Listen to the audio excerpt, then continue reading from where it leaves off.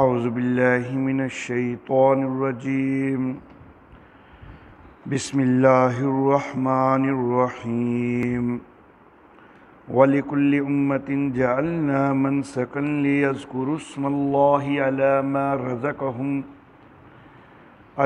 مَا رَزَقَهُم مِّن بَهِيمَةِ الْأَنْعَامِ فَإِلَٰهُكُمْ إِلَٰهٌ وَاحِدٌ فَلَهُ أَسْلِمُوا وَبَشِّرِ الْمُخْبِتِينَ صدق اللہ مولانا العلی العظیم وبلغنا نبیہ ورسولہ الکریم۔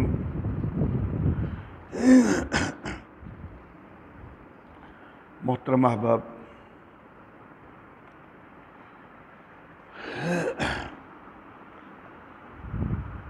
طبیعت آج اجازت نہیں دے رہی تھی کہ میں حاضر ہوں، لیکن دو وجوہات کی بنا پر مختصر سے درس کے لیے حاضر ہوا ہوں۔ ایک وجہ یہ کہ اتوار اور سوموار جو گزرے ہیں تو ہمارا وحدت المدارس الاسلامیہ کا راولپنڈی اور اٹک کے ضلعوں کا دورہ تھا۔ اتوار کی فجر سے پہلے میں نکل چکا تھا، سوموار کا دن بھی سارا دن مصروفیت رہی، رات کافی تاخیر سے واپسی ہوئی، اس لیے اتوار، سوموار اور منگل تینوں دن درس نہیں ہو سکا۔ صرف کل بدھ کا درس ہوا اور آج پھر چھٹی کر لینا یہ انتہائی غیر مناسب تھا۔ اور دوسری بات، ایک غلط پروپیگنڈا کافی زیادہ کیا جا رہا ہے، تو چونکہ تفصیلی درس کی تو طبیعت اجازت نہیں دے رہی تھی، تو سوچا کہ مختصر طور پر اس پروپیگنڈا کا کم از کم آج کچھ جواب دے دوں۔ پروپیگنڈا جو کیا جا رہا ہے وہ یہ کہ قربانی کرنے کی نسبت کسی غریب کی مدد کر دینا بہتر ہے، کسی غریب بچی کی شادی کروا دو قربانی کرنے کی بجائے، وہ زیادہ بہتر ہے، کسی کے گھر راشن دلوا دو قربانی کرنے کی نسبت، وہ زیادہ بہتر ہے۔ تو یہ ایک پروپیگنڈا کیا جا رہا ہے۔ میں یہ عرض کرنا چاہوں گا کہ اللہ رب العزت نے یہ حکم فرمایا ہے کہ وَلِكُلِّ أُمَّةٍ جَعَلْنَا مَنْسَكًا، ہم نے ہر امت کے لیے قربانی کا ایک طرز مقرر کیا ہے، اور جس چیز کو اللہ مقرر کریں تو وہ ظاہر بات ہے کہ کم از کم واجب کے درجہ کی تو چیز ہے۔ تو قربانی امت مسلمہ کے افراد جو صاحب نصاب ہیں ان کے اوپر واجب قرار دی گئی ہے۔ غریبوں کی مدد کے لیے شریعت اسلامیہ نے زکوٰۃ اور عشر وغیرہ کا ایک مکمل نظام متعارف کروایا ہے، اور اس نظام کے اندر کوئی کمی کوتاہی نہیں ہے کہ ہمیں اس کے اوپر انحصار کرنے کی بجائے تو قربانی کی جگہ پر جو ہے وہ غریبوں کی مدد کرنی پڑے۔ اصل معاملہ یہ ہے کہ اس نظام کو مؤثر کیوں نہ بنایا جائے، زکوٰۃ جو ہے وہ پوری طرح ادا کیوں نہ کی جائے، عشر پوری طرح ادا کیوں نہ کیا جائے۔ اور حقیقی بات یہ ہے کہ اگر جتنی زکوٰۃ اور عشر حقیقتاً بنتی ہے اگر وہ سارے صحیح ادا کریں تو غربت رہتی نہیں ہے۔ اللہ اللہ، تو اللہ رب العزت نے اس کے لیے ایک پورا لائحہ عمل دیا ہوا ہے۔ نبی اکرم صلی اللہ علیہ وآلہ وسلم کا جو دور ہے اس دور کا اور آج کے دور کا موازنہ اگر کریں تو آج کے دور میں اتنی غربت اور تنگ دستی نہیں ہے جتنی نبی اکرم صلی اللہ علیہ وآلہ وسلم کے دور میں صحابہ کرام نے تنگ دستی کی زندگی گزاری ہے۔ صحابہ کرام رضوان اللہ علیہم اجمعین کو درختوں کے پتے کھا کے بھی گزارا کرنا پڑا ہے، اور بعض اوقات صرف کھجور کی گٹھلی کو چوس کے بھی گزارا کرنا پڑا ہے۔ تو غربت اس وقت نہیں تھی کیا؟ دور حاضر کی نسبت تنگ دستی غربت اس وقت بہت زیادہ تھی، لیکن اس کے باوجود اللہ رب العزت انہوں نے قربانی کا حکم دیا ہے، نہ کہ قربانی کی جگہ غریبوں کی مدد کا، کیونکہ غریبوں کی مدد کے لیے ایک الگ نظام موجود ہے، یہ ایک الگ مستقل حکم ہے۔ تو اللہ رب العزت کو کیا یہ معلوم نہیں تھا کہ کئی غریب ہیں، غریبوں کی بچیوں کی شادیاں ہو سکتی ہیں؟ تو اللہ رب العزت نے پھر بھی جبکہ اس دور میں تنگ دستی زیادہ تھی اس کے باوجود قربانی کا باقاعدہ حکم دیا ہے۔ رحمت کائنات صلی اللہ علیہ وآلہ وسلم نے ہمیشہ قربانی کی ہے۔ جو لوگ یہ پروپیگنڈا کرتے ہیں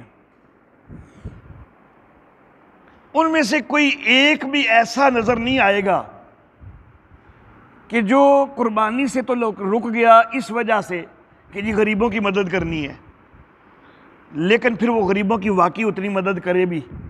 قربانی پہ 20 30 40 ہزار جتنا لگانا ہے، یا تو پھر کسی غریب کو اتنا دے بھی نا، تو پھر تو یہ پروپیگنڈا کرے کہ بھائی غریبوں کی مدد کرنا زیادہ بہتر ہے، تو کرنا وہ بھی کوئی نہیں اور قربانی سے بھی روک دینا ہے، تو یہ کیا تک بنتی ہے؟ یا تو وہ کیا ہو تو پھر تو چلو کہیں کہ اپنے پروپیگنڈا میں تو کم از کم سچے ہیں، لیکن یہ تو پروپیگنڈا کے اندر بھی جھوٹے ہیں، تضاد بیانی ہے یہ کہ قربانی سے روک دیں گے، خود رک جائیں گے، اور غریب کی مدد کے نام پہ زیادہ سے زیادہ کریں گے بھی تو چند 100 پکڑا دیں گے۔ جتنی رقم قربانی کے اوپر خرچ ہونی تھی یا تو اتنی پوری دو نا، تو پھر پتہ چلے کہ تمہارا پروپیگنڈا سچا ہے۔ اللہ اللہ میرے محترم احباب، غریبوں کی مدد آپ اس کا دعویٰ کرتے ہو، میں کہتا ہوں میں اس کا طریقہ بتاتا ہوں، یہ فرض بھی ادا ہو جائے، غریبوں کی مدد بھی کر لو۔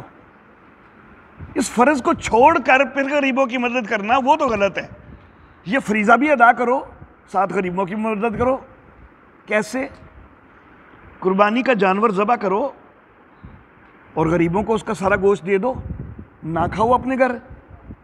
تم تو نہیں نہ کرنا چاہ رہے قربانی، تم تو کہہ رہے ہو کہ غریبوں کی مدد کرنی ہے، تو لیکن تم اس فریضے کو تو ادا کرو، واجب تو ادا کرو، باقی گوشت سارا غریبوں کو دے دو۔ اور غریب آدمی جس کو قربانی کا گوشت کسی کی طرف سے تحفے میں ملا ہے، اس کے لیے مسئلہ یہ ہے کہ وہ فروخت کرنا بھی اس کے لیے جائز ہے۔ امیر آدمی یا خود جس کی قربانی ہے وہ نہیں فروخت کر سکتا، وہ تو کسائی کی اجرت تک بھی کسی جو ہے وہ گوشت میں سے نہیں دے سکتا۔ لیکن جو غریب آدمی ہے جس کو کسی کی طرف سے تحفہ ملا ہے گوشت، تو وہ تو تحفے کو فروخت بھی کر سکتا ہے، اس کے گوشت کو فروخت کر سکتا ہے۔ تو تم فریضہ بھی ادا کرو، فریضے سے نہ روگردانی کرو۔ پتہ چل جائے گا نا کہ جتنا تم غریبوں کی مدد کرتے ہو تو سارے کا سارا گوشت غریبوں کو دے دو، وہ آگے فروخت کریں، ان کو پیسے بھی مل جائیں گے، تمہارا فریضہ بھی ادا ہو جائے گا۔ لیکن یہ کیا تو کہ فریضہ ادا کیے بغیر صرف جھوٹے دعوے کرنے کہ نہیں جی ان کی مدد کرنی ہے اور کرنی ہے کوئی نہیں۔ اللہ اللہ۔ پھر ایک بات اور بھی کہی جاتی ہے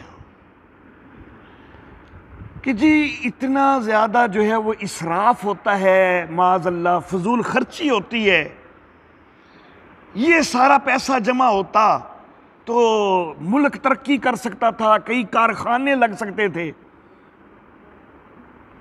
میں یہ عرض کرنا چاہوں گا کہ قربانی کے اوپر 20,000 30,000 یہ خرچ ہوتا ہے، کیا اس میں کارخانہ لگ جائے گا؟ کوئی کارخانہ وغیرہ نہیں لگے گا، گھر میں ختم کر دے گے۔ نہیں دو گے قربانی تو گھر میں ویسے کھا کے ختم کرو گے، کارخانہ وغیرہ اسے لگنے سے رہا۔ وہ کچھ بھی نہیں ہوتا۔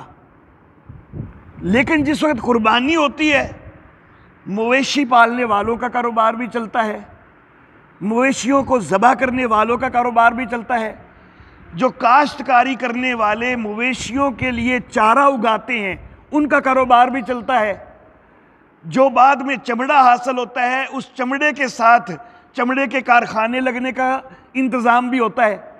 لیکن اگر یہ سارا سلسلہ نہ ہو تو پھر کیا ہوتا ہے؟ پھر کچھ بھی نہیں ہوتا ہے، صرف وہ گھر میں پہ جو ہے وہ ختم کر دیا جاتا ہے، کھا کے ختم کر دیا جاتا ہے۔ تو کارخانے وغیرہ تب لگتے ہیں، کاروبار لوگوں کے تب بنتے ہیں، لوگوں کو روزگار تب بنتا ہے کہ جب یہ سلسلہ چلتا رہے، یہ نظام چلتا رہے۔ اگر یہ نظام ختم کر دیں تو کئی لوگوں کا روزگار ختم ہو جائے، جو مویشی پالتے ہیں ان کا روزگار متاثر ہو جائے، جو چارہ اگانے کا کام کرتے ہیں ان کا روزگار متاثر ہو جائے، جو چمڑے کے کارخانہ دار ہیں ان کا روزگار متاثر ہو جائے، وہاں پر جو مزدور ہے، جو لیبر ہے، اس کا روزگار متاثر ہو جائے، تو یہ روزگار اس قربانی سے متاثر نہیں ہوتا، یہ بہتر ہوتا ہے لوگوں کا۔ اللہ اللہ۔ اور میرے محترم احباب، جس وقت اپنے بچوں کی شادیوں کے اوپر لاکھوں اڑاتے ہو، اس وقت تمہیں غریب کی بچی یاد کیوں نہیں آتی کہ اس کی بھی ساتھ شادی کروا دو؟ تم نے اپنے گھر میں انتظام کرنا ہی ہے، بارات کا کرنا ہے یا ولیمے کا کرنا ہے، اسی انتظام کے اندر کسی غریب کو بھی دعوت دے دو کہ تم بھی اپنی جو بارات یا ولیمے کا کوئی انتظام کرنا چاہتے ہو، میں تمہیں دعوت دیتا ہوں، میرے ساتھ ہی تم بھی کر لو، پیسے میں دے دوں گا۔ اس میں زیادہ جو ہے وہ تمہیں کرنا بھی نہیں پڑے گا، تم نے اپنا انتظام تو کرنا ہی کرنا ہے۔ کچھ لوگ چلو اس غریب بندے کے بھی ساتھ آ جائیں گے، ایک اور بچی جو ہے اس کی شادی ہو جائے گی، وہ کیوں نہیں کر لیتے ہو؟ جس وقت برتھ ڈے تک کے لیے باقاعدہ ہوٹل بک کروانے لگ جاتے ہو اور اسراف کرنے لگ جاتے ہو، وہاں پر غریبوں کی بچیاں کیوں نہیں یاد آتی؟ یہ غریب یاد آتا ہے تو اسی وقت آتا ہے کہ جب شریعت کے گلے پر چھری پھیرنی ہے، ایک شرعی حکم کو ختم کرنے کے لیے شریعت یاد آتی ہے، یہ غریبوں کی جو ہے وہ مدد یاد آتی ہے۔ بھائی غریبوں کی مدد کرو، لیکن اس کے لیے شعائر اسلام کو ختم کرنے کی بات نہ کرو۔ شعائر اسلام کو ختم کرنا یہ سیدھا سیدھا کفر ہے، شعائر اسلام کی توہین کرنا بھی کفر ہے، تو ختم کرنا تو اس سے بڑا کفر ہے نا۔ شاعر اسلام کی تو توہین تک شریعت نے برداشت نہیں کی، اور تم جو اس کو ختم کرنے کی باتیں کر رہے ہو، تو خدا را اپنے نظریے کے اوپر نظر ثانی کرو، قربانی ضرور دو، باقی غریبوں کی مدد کے لیے اللہ رب العزت نے زیادہ بہتر انتظام جو ہیں وہ بتلائے ہیں، ان کے اوپر عمل پیرا ہو جاؤ۔ وآخر دعوانا ان الحمد للہ رب العالمین۔